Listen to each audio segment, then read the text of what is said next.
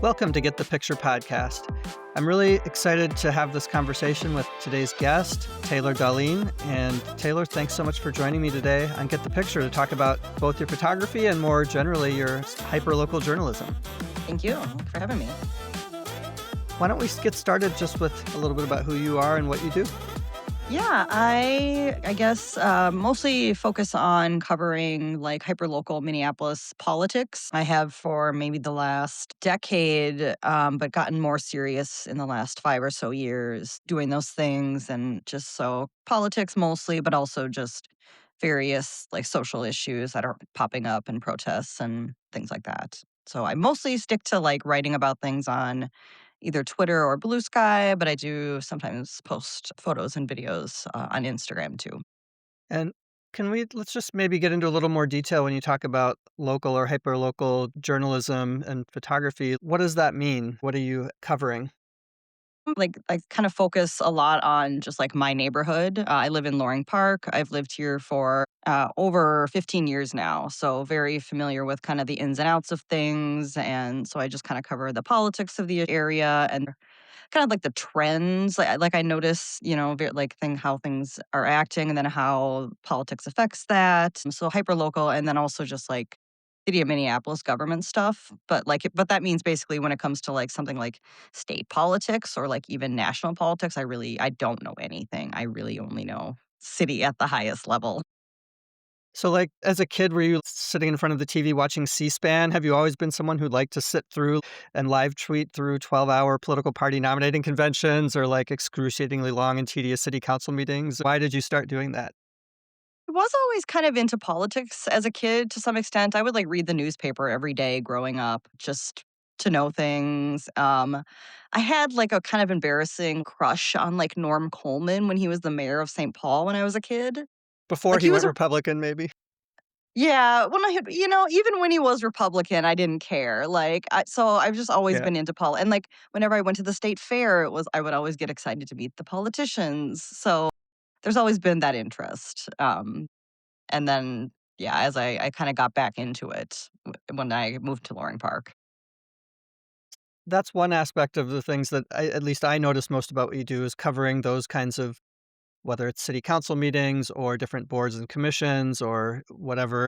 One other thing that you do, and this maybe gets a little more at the photography side of things, is you'll just post pictures of houses and buildings and stuff, stickers and graffiti on the streets around neighborhoods in Minneapolis. Can you talk a little bit more about that? Is that something you've always done, or how does that fit into what you try to do?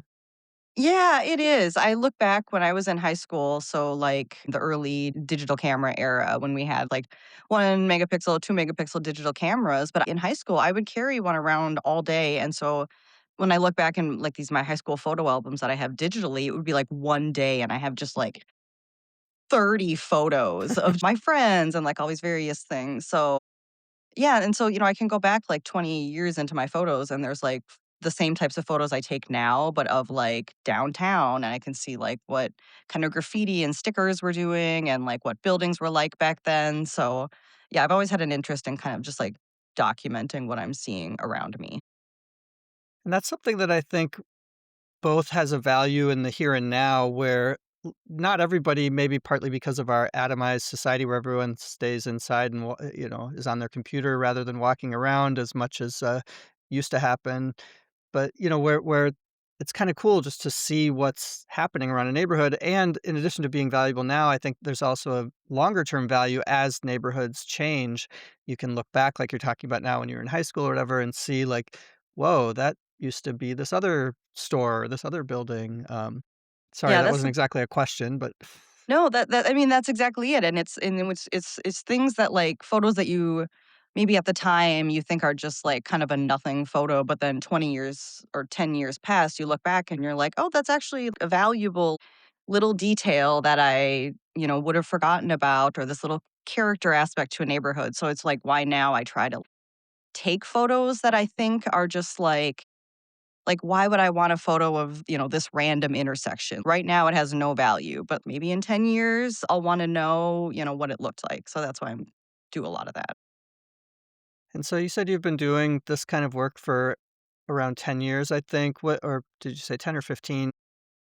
When did you realize or decide that going to a lot of local events and activities and walking around documenting things of interest to you in the neighborhood was actually like a thing, quote unquote, in this new media landscape that was something more than just a thing you do for fun? I don't remember how I found him, but I started following Wedge Live on Twitter in probably maybe 2014. I think I first discovered John Edwards' account, and then I didn't understand any of it because a lot of it is like that he would post are just these really like you have to they're kind of like inside jokes or like levels of insight. It has to be an element of understanding. So I found it and I remember just being like, I don't understand any of this, but it's funny. I get that it's funny.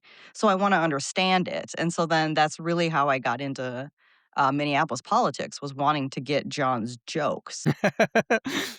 So that really was my gateway. So the first mayoral election I really paid attention to was 2017, which is I think when Fry was elected. And so then ever since then, it's just kind of snowballed where I just get more and more involved every year, every election cycle, which helped because we've had like 7 since then.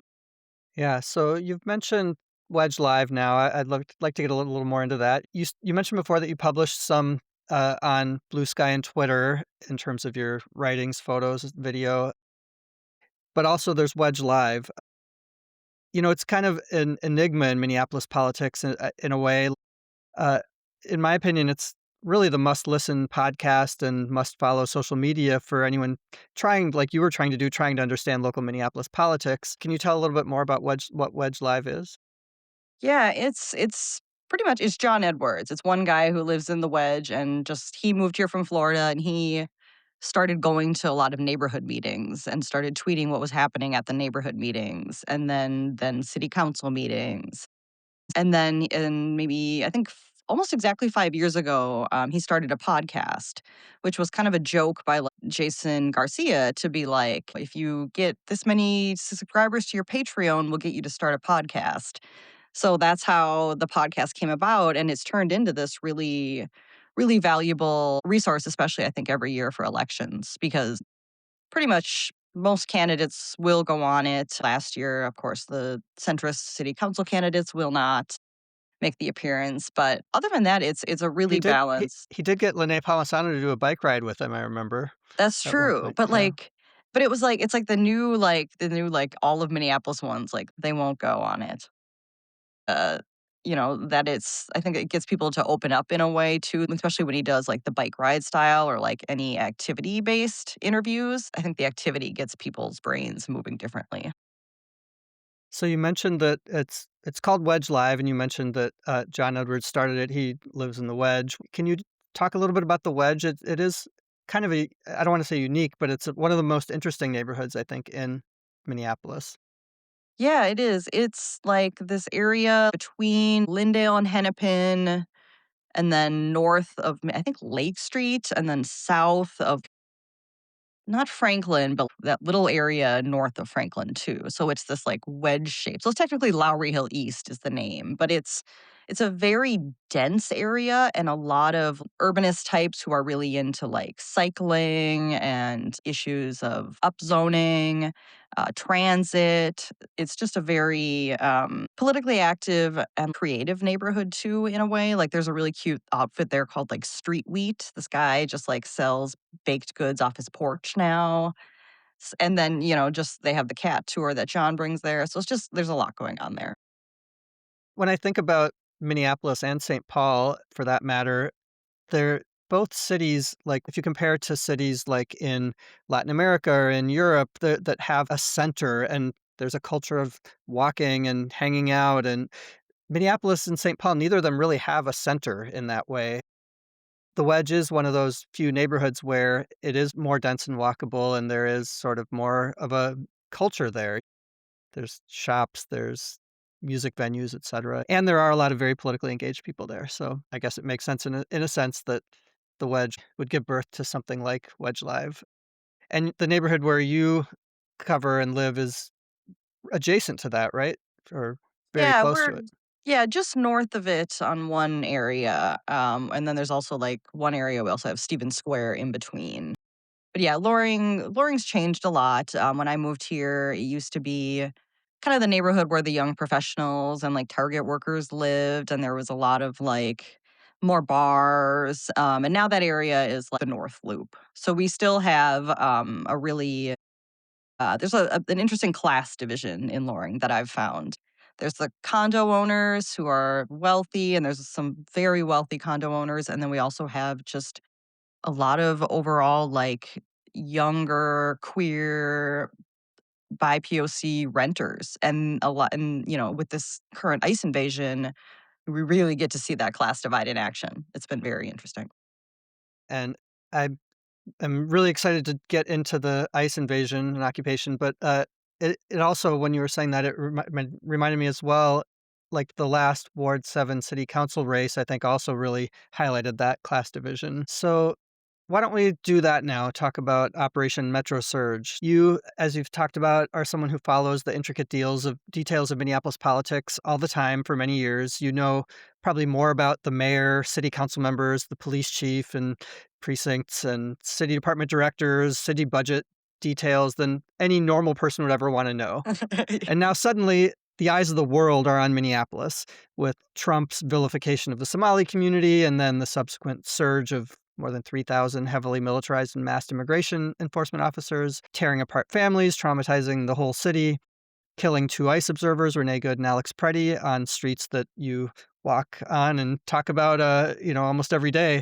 In the midst of that, an unprecedented level of and sophistication in a lot of ways of resistance to all of that. So I'm really curious. That's a sort of a long way to lead into a question. As somebody who's followed Minneapolis politics so close for so long, let's start with what your experience was of the intense activity in Minneapolis over the past few months. It was really almost personal to me because it's kind of kicked off in a way with the whole Nick Shirley video. And the one daycare, that one that is the viral one, the Quality Leering Center, the misspelling, that's at a cafe that's, like, right in my neighborhood, like, Albie Kitchen's in Loring Park. So, that just brought an element of, like, weirdness to this whole thing of, like, and even before the video came out, there was a report among neighbors like, "Hey, this guy is lurking around." So it kinda had a preview that was happening. It was all the whole invasion, though, kicked off, I was in a really weird space because I had surgery January 13th. It was a minor surgery, but I was not recover I was staying in, like, not Southwest, South, I don't know, Ward 12. I don't know what area of the city they would call that, maybe Southeast, to recover for a few weeks. So, I wasn't in my own neighborhood. And I was still being, like, really plugged into everything though, like, still involved as much as I could be from afar, but it was just a really bad timing to be staying, like, outside of where you live and still trying to, like, know what's going on where you live, because the area where I was staying had no activity. It was just a quiet, sleepy little street. And then when I finally came home and was able to get more plugged in, we had, like, within days of me coming home, we had Greg Bovino come right by the daycare with his little convoy for a photo op. So it's just been nonstop crap like that. So these are things that are right in your neighborhood, things that you know so well, better than probably most people in the city. And then suddenly you have local media paying closer attention, national media, international media. What's your assessment of how the media did in covering both the occupation and the resistance? Both the resistance from everyday people, just sort of standing watch at schools, things like that, from activist organizations that usually organize protests of 100 people, suddenly organizing protests of tens or even 100,000 people, and from small businesses that we walk by every day that became hubs of solidarity, whether it's Smitten Kitten or Powwow Grounds. What's your assessment of how the media did, and what did you focus on in your coverage? I overall I got frustrated with a lot of the national coverage, or the sheer amount of national journalists we had here. But I think overall they did pretty good. I don't even know if there's any specifics locally I can think of, but I just remember feeling like some of the local coverage was maybe too believing of the image Fry was trying to sell at the time. Like, that he was this hero, that he was doing more than he actually was. I don't blame the national journalists for falling for that narrative that he's setting, but I feel like some of the local coverage just should have had more I don't know, more context or more just like it wasn't until Robin Wansley spoke at a press conference a few days ago, and she, I think, mentioned that like he never did ICE patrol. He never did like school watch. And he's a parent. That's like an easy photo op even. Just put on a reflective vest, stand on a corner with a whistle. And so to not even meet that kind of bare minimum of like, I don't know, why wasn't the media asking that of him? Where was he to do these things? So I think overall, though, a lot of the coverage that was locally was really good. Like I loved what John Collins at NPR was doing really great stuff. Sahan Journal, as usual. Racket did really good stuff in terms of covering what restaurants and the food scene were doing, which was a really cool angle. Yeah, things like Rectangle Pizza raising how much, Yeah. I don't even remember how much money, and, Lito's Burritos, and just so many places doing so much. Yep. Well, and that kind of coverage is necessary because like so many institutions were asleep on the job and it was up to the community to step up. So you talked about already, I was gonna ask, but you already went there with Mayor Fry. So he got another one of his moments in the national media spotlight out of all of this. Well, as you mentioned, at least as far as you or I know, he didn't do any of those patrols or anything like that. He generally makes sure anything he does is very well documented and covered, so I assume we would know if he did, but maybe not. But we do know that a number of city council members and their staff were out in the neighborhoods literally every day and every night helping with Ice Watch, helping keep people safe, sending notifications, when there were abductions in their wards. What's your take on how local elected officials did and continue to do, because it's not over? And then secondarily, what's your take on the role of the police locally, MPD? Yeah, I think a lot of local electeds did so much. I mean, obviously, like someone, I think, especially like Jason Chavez or Jamal Osman, who both had to communicate with a lot of their constituents, but also have kind of the double duty of they were both getting out statements both in English and then Spanish for Jason. And Jamal would put them out in Somali too. So that's just an extra level of work that they would do.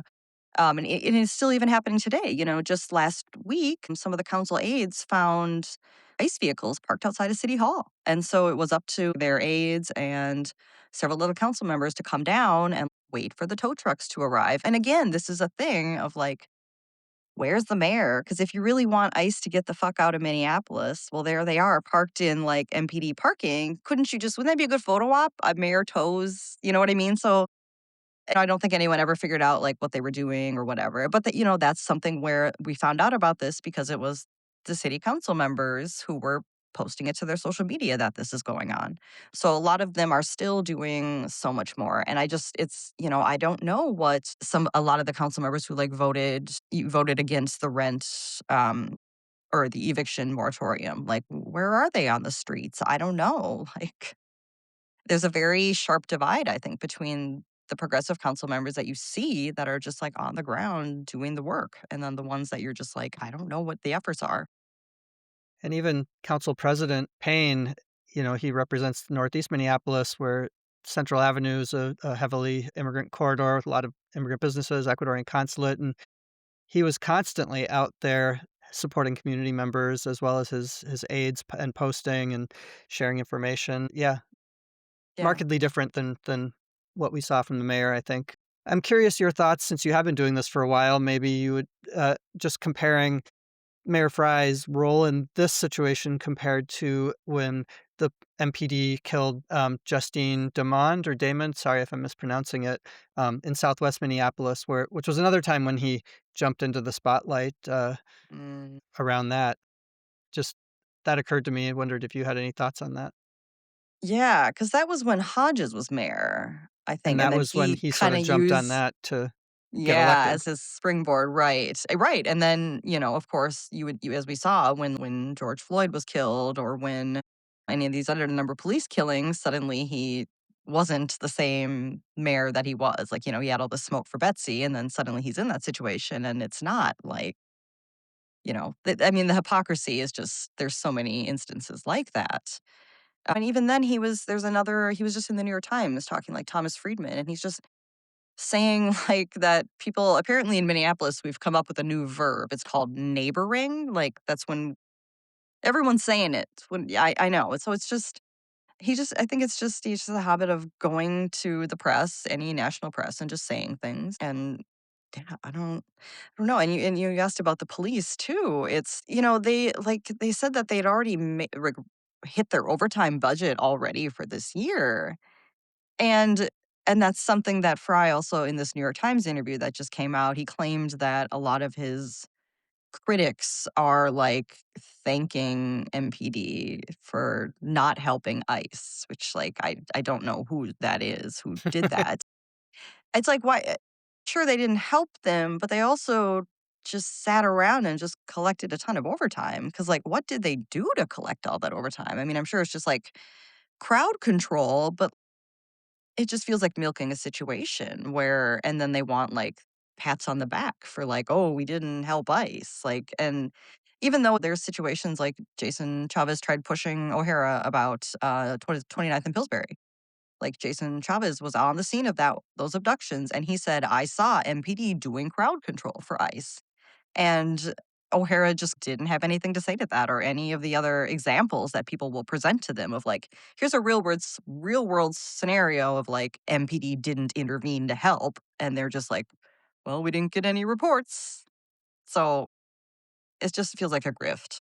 So, from this conversation, if people have listened this far, you can hear that your coverage and more generally on Wedge Live, it definitely includes editorializing. It's not just an attempt to be neutral or, objective when covering local politics and elected officials. So I'm curious to hear how you think about that question of journalistic objectivity in the work that you do.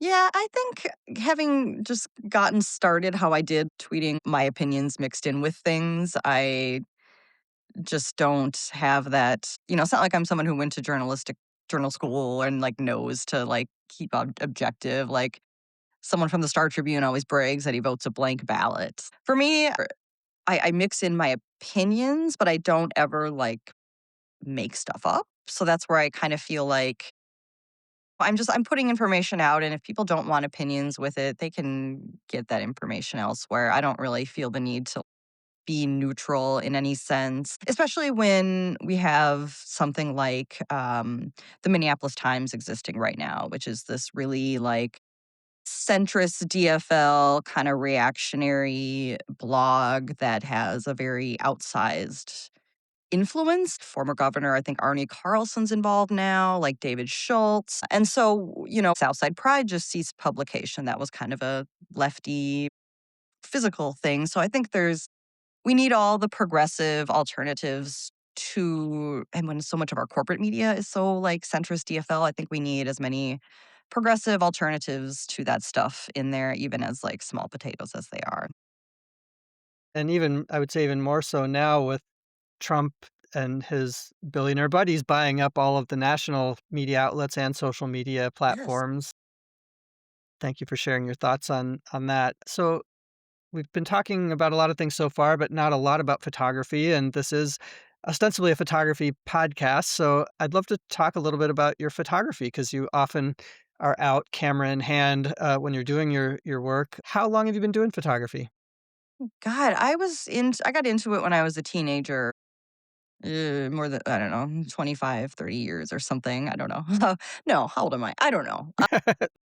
I didn't go to I only went to school in that I went to, Purpose Center for Arts Education, which is the arts high school. I went there for media, so I went there for, like, my junior and senior year, and you just kinda get, like, a very basic education on terms of but we did do, like, so you do, like, some 16 millimeter film, some black and white, like photography and darkroom development, and then some digital. So you do a whole bunch. But that's basically it. And then I've just maintained photography for like whatever I'm into at the time. Like I got into music photography a lot in like the early 2000s, traveled a lot, used to see bands a lot, did a lot of photography that way. And then kind of was doing photography around like urban exploring for a while too. But there's always been an element of like I photographed in my high school. We did the walkout for the Iraq War, and then I went to the protest downtown. So I photographed that and like the RNC protests in 2008. So there's always Okay. been like an element of covering these things. And then finally bought another camera again like last summer and really got back into it since then. So I wanna follow up on at least 3 or all of the things you just talked about. So music photography, one of the earlier episodes I did was about concert photography. I'd love to hear just, like, what kind of bands were you and venues were you doing photographs at? I I did this a website for this band called The Posies, and then I kind of followed them around the US and then several countries in Europe as well. So they would be smaller venues, like really tight. I mean, I've been I really loved in Minneapolis, I loved like the 400 bar, which isn't around anymore, but they were like one of my favorites. Or like the trip, what is it in Chicago? The Double Door in Chicago. Or like venues of like first not even First Avenue size, like smaller, but then Bel like in Europe. below the Yeah. First Avenue industrial complex kinda places, more Yeah, bars yep. and little clubs, Mhm. uh-huh. Yeah, so then I just did that, like all around, and then some other ones in Europe that were like even smaller. Do you have your music, photography available anywhere? Or that's usually the Yeah. last question, where can people see your work? But yeah, I'm curious. Yeah, I have an Instagram, which I don't have a lot of stuff up, but I've had the same, Flickr account for like 21 years now, so Same, yeah. yeah, it's still great for sharing photos, but I've continually put that up, so I do have a lot of my old, like I say old, but like, yeah, the music photography like 20 years ago is there.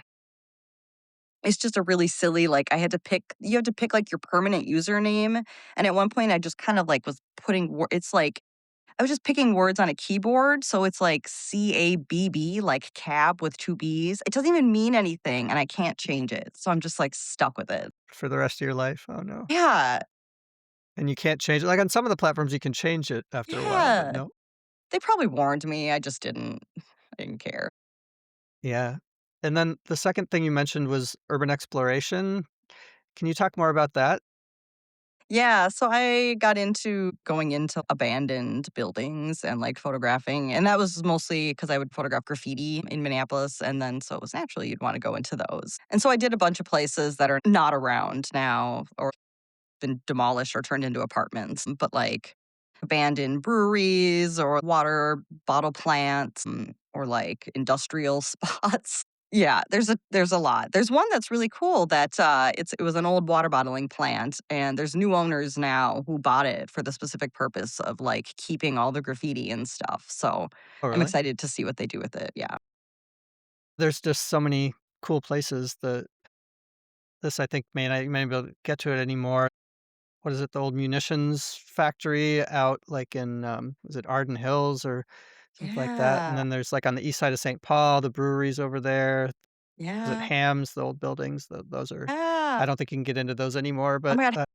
Ham's is now, like, redeveloped and, like, they turned it into, like, a working brewery. I have not even been. I'm just like, "That's so weird because yeah.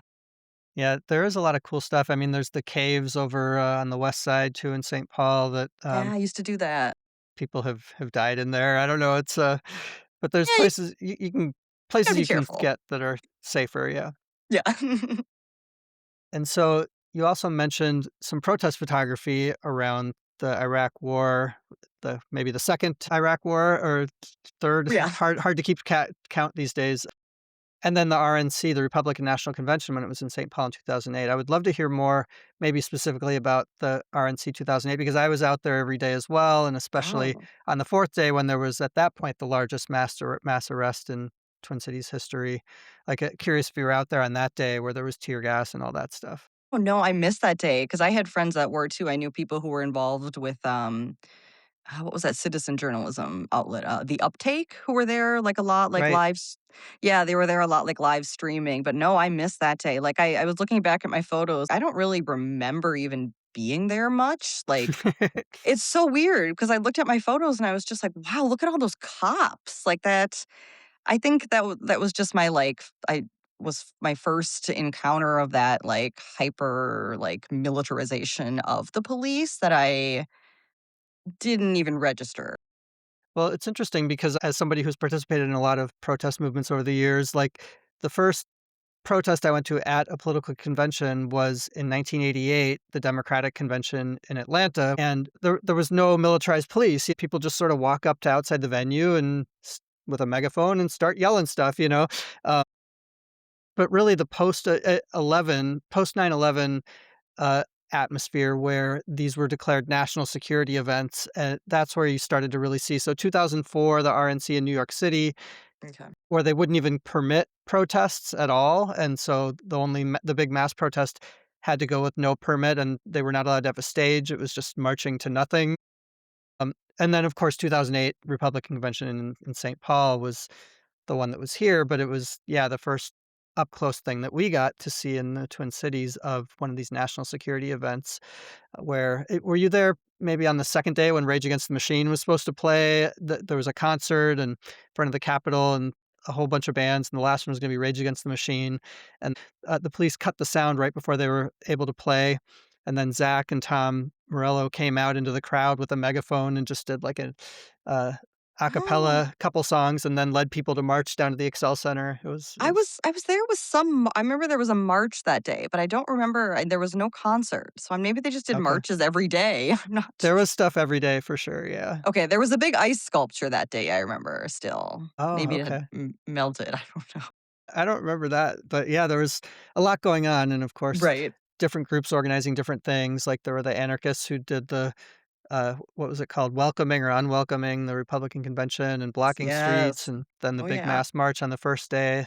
I was at that. Anyway, there was some coverage of the day 4 thing that I mentioned where the anti-war committee organized a march on the 4th day as basically as it was starting when the Republican nominee was gonna officially be nominated, and basically it ended up being dispersed with tear gas and horses, and there's one video I saw on YouTube where you see me sort of running past in the midst of all these people running away from the tear Oh gas, my god. but yeah, and I was not there in my photographer capacity at that time, so I don't have great pictures from that. I wish I did. Mm. Yeah. Anyway, starting sort of going down memory lane rather than, focusing on No. podcast questions, sorry. So with protest photography, was that something you did more ongoing, or was it just when there was those sort of big events like the Gulf War protests or the RNC 2008? Going because one of my friends was pretty involved in like the Occupy Homes movement in like 2011. So I would go to him with some to some events. And then I think that was really the last bigger ones up until like 2020 when George Floyd was killed. And then since then, just more involved. Were you out with your camera or documenting during the George Floyd protests? Yeah. Yeah. I hadn't gotten a new camera back then. I had like an old DSLR that I was just not using at all. But I remember I was out at the third precinct on like the 28th before it burned, in Target that weekend before they had secured it again. And you're like that's like under a foot of water. And I just remember walking and I was like, wow, this is wild. Like the sprinklers are going off. People are like spray painting all over. The merch is there. Like, yeah, I Yeah, was, I went in the Target as well with the water, and I got some yes. incredible pictures in there, and the Cub as well. I got to go up Mm-hmm. on the roof of the Cub too. Someone showed me how to get up there to get some pictures from up there. That was Oh, kinda oh, wild. that's cool. Okay, so you were out documenting during that time as well. Oh, yeah. Yep. And then there, of course, was a wave of protests that lasted months and even a couple of years after that through the trial and then through Dante Wright and other things. That's one project that I'm working on that I haven't completed is a photography book with photos and interviews with a bunch of people, basically from the George Floyd uprising to the 2 years after that. So, Oh, anyone listening, watch for my book to someday come out. good. Yeah. That's necessary. Yeah. So, getting back to photography and journalism, so I would call you an independent journalist. You're associated with an outlet that is, for better or worse, not universally loved by local elected officials and government employees. Have you had issues with getting access or being not treated as a legitimate journalist by people who may not love your work or the work of Wedge Live? Yeah, I mean, we got, like, taken to, like, campaign finance court last year with some woman who was running for city council who, oh my gosh, she thought we made this, like, fake website about her, which we didn't. We didn't even make the website, but she accused us of making it, and then we were like, "Well, no, maybe we know who made it, but we would have learned that as journalists," and then she kinda disputed that, and yeah, it was a whole deal, which it ended up getting resolved where that they didn't even touch the meat of that issue. But yeah, and I think they acknowledge a lot of places will acknowledge Wedge Live as press now. It's just like they don't like us. Like we had RSVP the other day, John and I did to this like downtown council event that was like downtown conversations with the council members, and we just RSVP'd, and then they had to email us and be like, or and it was like the CEO, and he's like, "It's not open to the press. Sorry." It's like, but yeah, they'll but then there's plenty of other people that just put us on their press release list. So I'm just like, I don't care. So and so won't acknowledge us as press. How do you have a sense of, like, the reach and the audience that your work has in comparison maybe with some of the local, legacy news outlets? Yeah, I think it's smaller. Like it's interesting. One thing I've found is that there's still just better reach for stories that you put out on Twitter in terms of getting to legacy media to pay attention in terms of that versus like somewhere like Blue Sky, which I know a lot of people have left Twitter for obvious reasons, but a lot of like legacy media just has not moved over to Blue Sky and are not paying attention to what happens there as much. Because like a lot of what I do is I'll just put things out and hopes of getting it picked up by like a bigger like stories to get who can actually push people on these things, or because I don't have whatever. And yeah, I've found that I have a smaller audience, and there's things I like. I'm not interested in like I don't do video stuff. Like I don't make video content, or I'm not interested in reaching that kind of stuff. So I know that like I have a smaller like reach. Like sometimes if I put something out on Twitter on Instagram, I'll be like, "Wow, this reaches, like, a whole different, like, people that I just never encounter on, like, Blue Sky or Twitter." Because to some extent, that's just they're kind of like nerdy sites, you know what I mean? They're still in a world of, like, where video is everything, it's text, but I like that, so Yeah, we're in the day and age when you have to become a video content creator no matter what you do almost, so I'm yeah. glad you're still resisting it. Yeah, But, uh but yeah, I suppose with Wedge Live podcast, that's video as well, so that's true, but yeah, it's a long form video. yeah. So one more question on, photography. What kind of equipment do you usually carry with you and use when you're doing your photography work? I just have a Canon D hold on, let me see it. Canon D something, D6 maybe? I don't know. And then I keep going back to I used it a lot back when I would, photograph, bands and stuff, but this prime, like, 50 millimeter f-stop 1.4 lens, Mm, I just love what that does. Like, I have all these other lenses, but there's something about that one. Like, I had my first DSLR was a Pentax, which I don't even know if they make cameras anymore, but I had that same lens for that, and when I switched over last year to Canon, I was just like, "I have to buy that exact same one." And it's kind of a pain because I do have, like, Zoom ones, and, like, those are so much more convenient, but it's just so nice. yeah, that's why they call it the Nifty 50, I guess. It's kind of the perfect lens in a lot of ways, Oh, do that let's see, yeah. and especially with the aperture going down to 1.8 or 1.4, you can really do some amazing stuff with it. Mhm. Yep. So we've gone through some stories of your experiences doing the work that you do. Beyond what we've talked about already, or maybe even including those, what are some of your most memorable moments in covering Minneapolis politics in recent years? Um Fun st I still like the Mickey Moore story. This guy tried to run it against Jason Chavez the first time he ran, and he didn't live in Ward 9. He lived, like, not even close. I mean, like, up in Oak Grove somewhere, Like, which not is, even like in the city of Minneapolis, in a suburb, no, yeah. like, it's, like, Anoka County, I think. And so it was just this very ridiculous character who, would not admit that he did, and he finally I think and then the Star Tribune endorsed him, And That's this was right. after we'd just been saying for months, like, "He doesn't live here, he doesn't live here." And then the Star Tribune had to, like, admit that they had to pull their endorsement, and obviously he lost, but that was still just one of my favorites because he was just the most ridiculous character. And then there's And just ridiculous. you guys really helped break that story too, right? Yeah, well, we were the ones who discovered it, yeah, because his campaign manager started, like, being weird on Twitter, and that's how we, like, dug into it, and his wife was, like, posting just pictures of their mail on Facebook, and it was like, "There's your address," so it wasn't even, like, hiding it, and just a ridiculous character, and he still pops up, and it's just like, "Dude, you."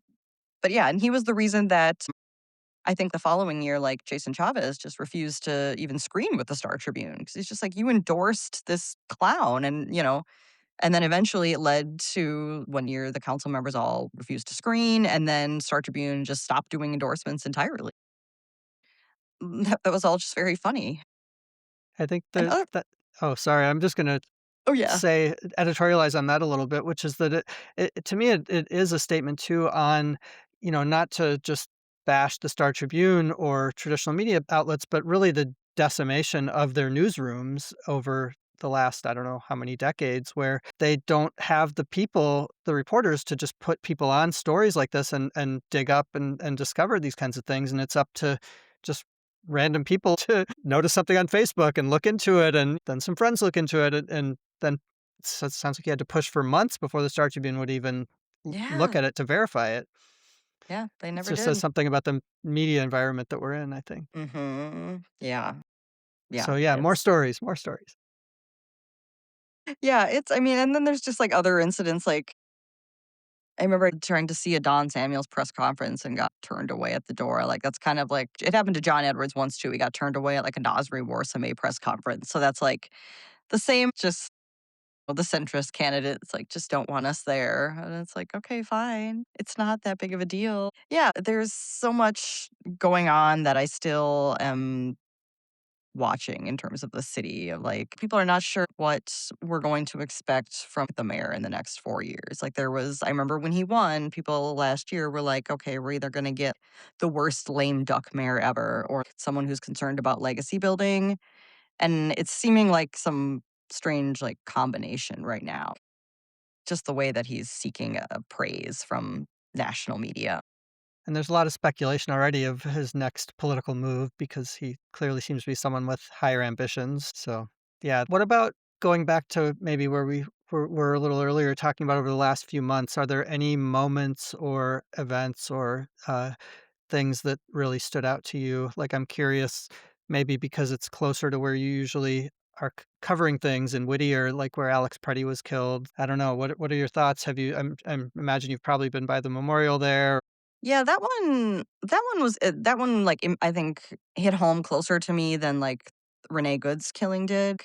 I don't get over to that area of the South Side very much, and I spend a lot of time in Whittier. Like, it's just a bus ride away from me and there's so many restaurants there I've gone for years, and so that one was, like, really shocking on that level of, like, that I kind of get, what it feels like. Because, like, again, the George Floyd killing, that was also a part of South Side that I just, like, I don't go there very much, and so but the Whittier one really felt like, wow, I just walk here all the time, so still a very I still go there, like, a fair amount, and it also was on a personal level as, like, someone who beat cancer, just seeing this happen to a medical professional is just like, "Holy shit, like, this is evil." So, like, that's why this one is more personal than all the others to me. So, yeah, I've been there a bunch, and it's still, like, I was just there for I don't remember who put it on, if it was, like, the Whittier Alliance, but the festival that Dropkick Murphys played.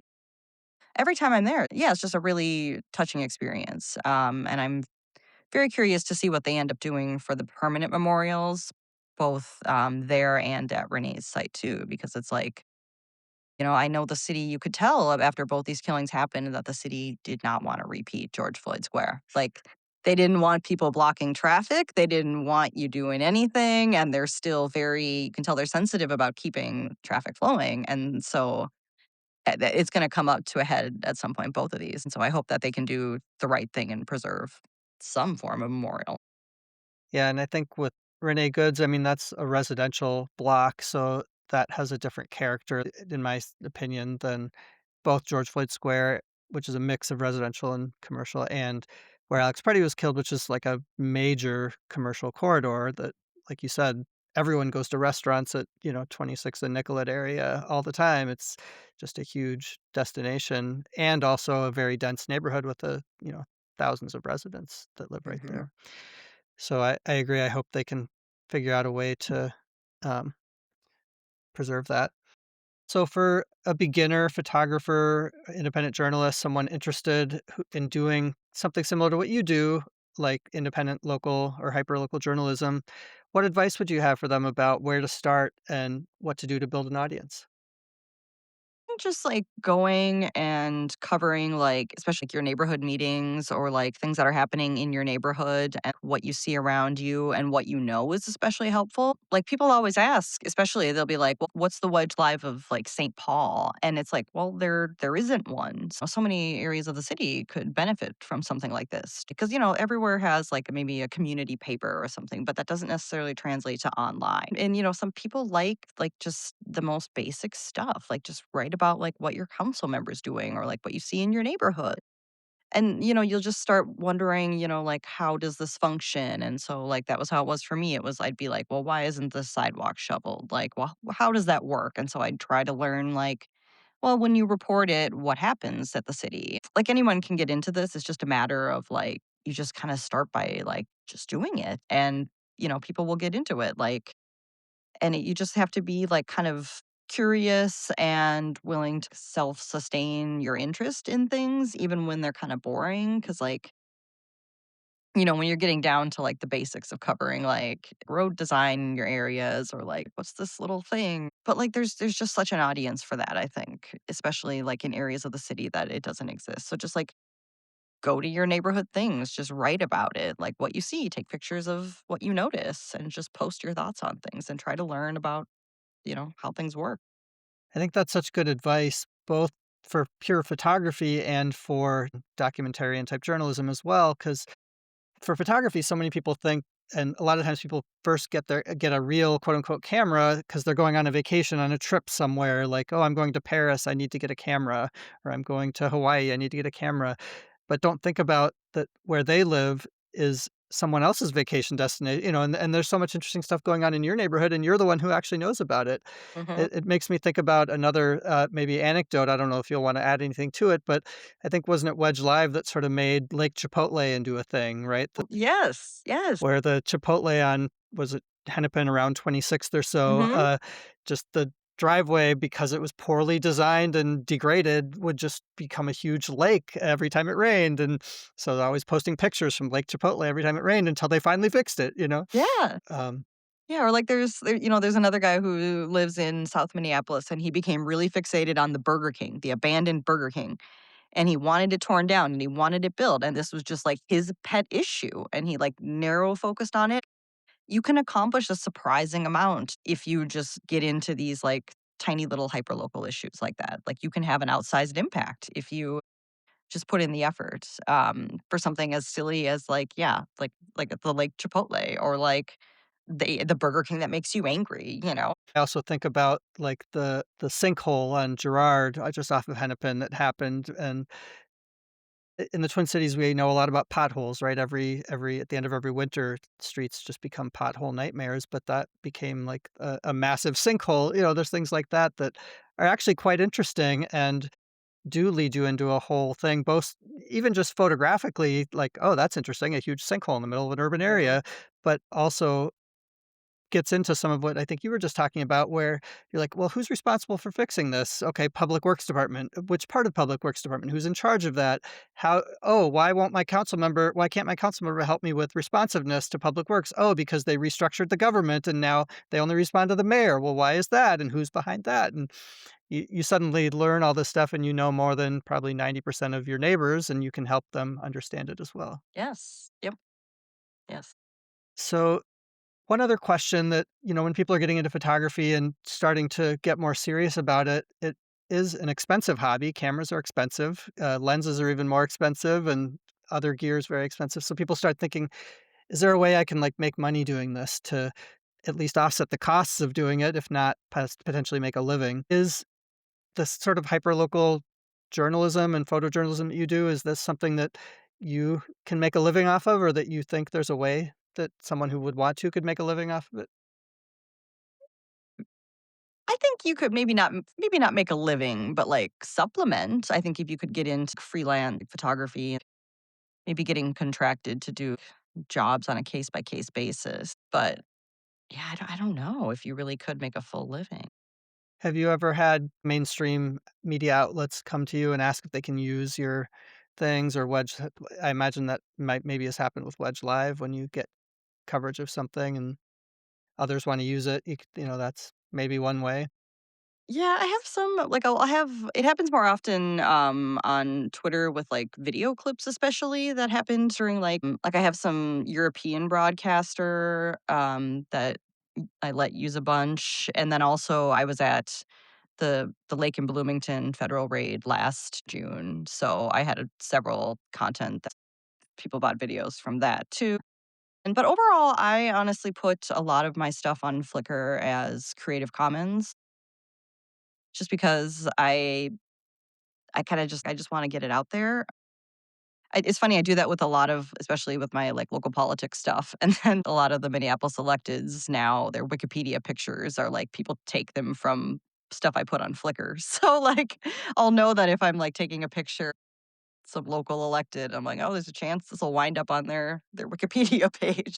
That's interesting. I've maintained my page on Flickr for forever, but I haven't added to it in a long time. But it is true, like some of my band photos from back in the day, like those pictures on Flickr still get picked up and people contact me to use them. Yeah, So I should do that with some of my pictures of politicians speaking at press conferences and stuff. you Yeah. should. There's Yeah. a big audience for that there. It seems like Flickr is making a comeback. Have you heard about this big event they're doing in Minneapolis coming up?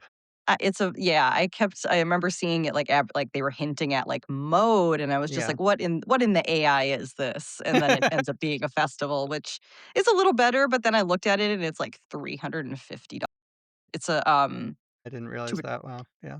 it's a very, like, chicken fry coated event. Like, it reminds me of when he, like, was boosting when we had VCon here, the Gary Vaynerchuk, like, I don't know if it was crypto or what it actually was, some weird tech festival here years ago. But I was just like, "Yeah, that's okay." I know some of these national photography conferences can be like that, a lot of money, but yeah, I think I share your view on that probably. Yeah, like 350.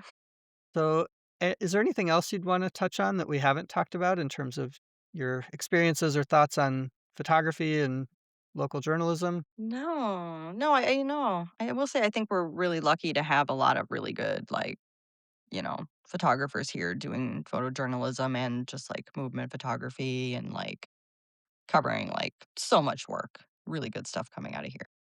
Yeah, it's been very notable during the George Floyd period and now as well, how many people come out of the woodwork, both in terms of national media descending for a few days or a week or whatever, but then also just local photographers who don't normally do protests or show up to these kinds of things, but do other things who are out as well. And some of them then stick around and keep coming to stuff. So it's good.